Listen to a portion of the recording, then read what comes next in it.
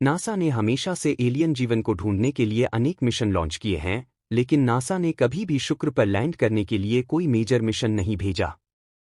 आज शुक्र ग्रह की सतह के बारे में जो भी जानकारी हमें उपलब्ध है, उसका श्रेय मुख्य रूप से रूस या पूर्व सोवियत यूनियन को जाता है।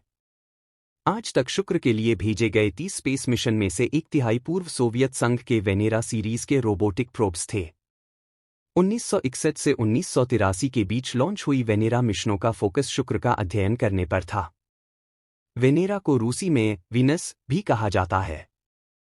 28 स्पेसक्राफ्ट्स में से 13 ने शुक्र के वायुमंडल में प्रवेश किया और 8 सफलता से सतह पर लैंड हुए। सोवियत कार्यक्रम ने कई मिशन पहली बार किए, जैसे कि पहली प्रोब जो किसी दूसरे ग्रह के वायुमंडल में प्रवेश की, पहली स्पेसक्राफ्ट जो दूसरे ग्रह पर सॉफ्ट लैंडिंग हुई, और पहले मिशन जो किसी दूसरे ग्रह के सतह से इमेजेस और साउंड्स भेजने में सफल हुए। रोस्कोस्मोस, रूस की फेडरल स्पेस कॉर्पोरेशन, अब सोवियत संघ के विघटन के बाद पहला नया वेनेरा मिशन डेवलप कर रहा है। वेनेराडी, जो 2029 में लॉन्च होने का टारगेट है, एक ऑर्बिटर और एक लैंडर शामिल करेगा और भविष्य के शुक्र मिशनों के लिए एक मॉडल बनेगा।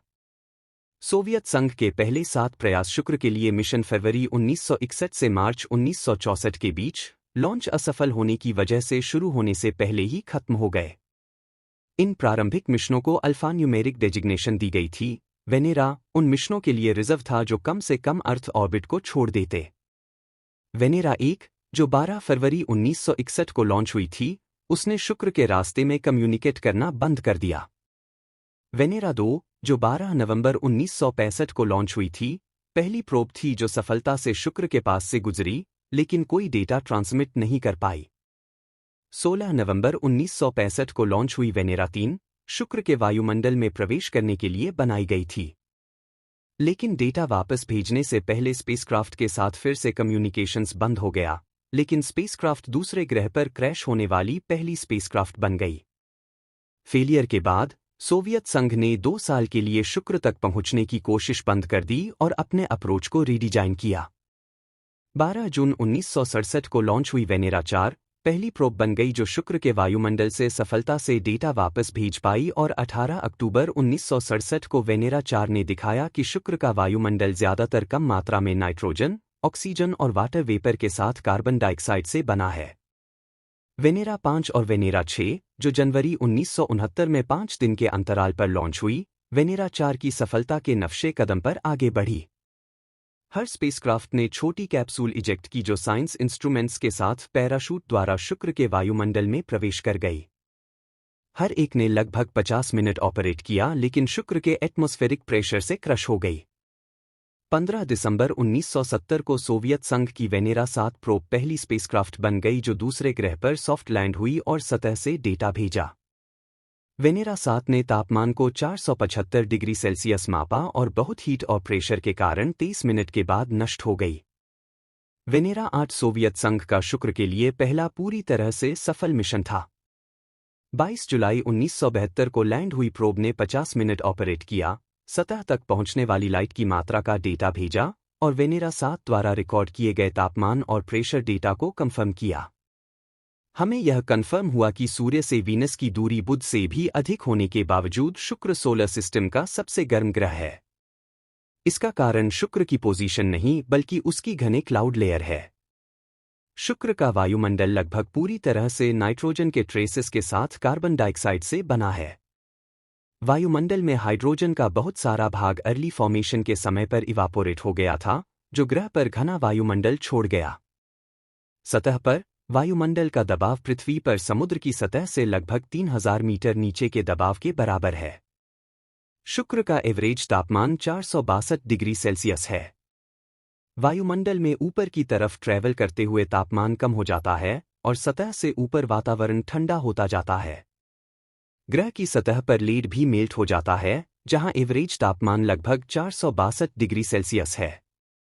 ऊपरी वायुमंडल में तापमान -43 डिग्री से -173 डिग्री सेल्सियस तक रहता है।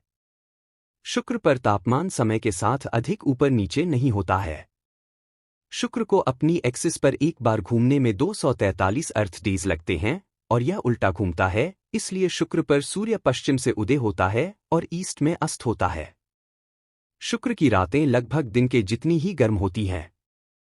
शुक्र के पास सिर्फ 3.39 डिग्री का टिल्ट है, जबकि पृथ्वी का 23.4 डिग्री है। टिल्ट की कमी का मतलब है कि यदि शुक्र ने अपने ओवरहीटेड एटमॉस्फेयर को हटा भी दिया, फिर भी वहां पूरे साल तापमान लगभग एक जैसा ही रहता है। शुक्र पर टिल्ट की कमी के कारण पोलर रीजन्स पर भी तापमान में बहुत ज्यादा अंतर नहीं होता। 20 अक्टूबर 1975 को वेनेरा 9 द्वारा भेजी गई ब्लैक एंड व्हाइट फोटोज में यह खास था कि पहली बार एक स्पेसक्राफ्ट ने दूसरे ग्रह की सतह से इमेजेज को ट्रांसमिट किया। इन पिक्चर्स में हमें शुक्र की सतह को पहली बार देखने का मौका मिला, जो छोटी बड़ी चट्टानों से कवर था। वेनेरा 10 स्पेसक्राफ्ट 23 अक्टूबर 1975 को शुक्र के ऑर्बिट में प्रवेश किया और 2 दिन बाद सतह पर लैंड हुई और लावा रॉक्स के ब्लैक एंड व्हाइट इमेजेज भेजी और सतह पर विंड स्पीड भी दर्ज की, जो कि 2 से 3 मील प्रति सेकंड थी।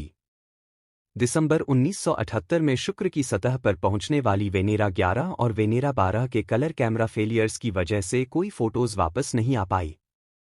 वेनेरा 11 ने थंडर और लाइटनिंग डिटेक्ट किया और कार्बन मोनोक्साइड के लो लेवल्स की भी जानकारी दी। वेनेरा 13 के माइक्रोफोन्स ने शुक्र की हवा के साउंड्स कैप्चर किए और पहली बार किसी दूसरे ग्रह पर साउंड रिकॉर्ड हुई। लैंडर, जो कि सतह पर 127 मिनट ऑपरेट कर पाया, ये प्लान से लगभग 3 गुना ज्यादा समय था। लैंडर ने कलर फोटोज भी भेजी और शुक्र के सॉइल का सैंपल एनालाइज किया। वेनेरा 13 ने ड्रिलिंग आर्म को सतह पर एक्सटेंड किया और शुक्र की मिट्टी को उठाया और सील्ड चेंबर के अंदर एनालाइज किया। स्पेसक्राफ्ट ने पैरामीटर्स को ट्रैक किया, जैसे कि ड्रिल कितनी डेप्थ तक पहुंची और ड्रिलिंग रिग की स्पीड, सतह के फिजिकल कैरेक्टरिस्टिक्स के बारे में ज्यादा जानकारी प्राप्त की। 127 मिनट के बाद सतह पर वेनेरा 13 शुक्र के भयानक वातावरण के कारण नष्ट हो गई। नासा और रूसी स्पेस एजेंसी रोसकोस्मोस वेनेराडी के सक्सेसर शुक्र लैंडिंग मिशन लॉन्च करने की योजना बना रहे हैं, जो ग्रह के सतह पर महीनों तक काम कर सके।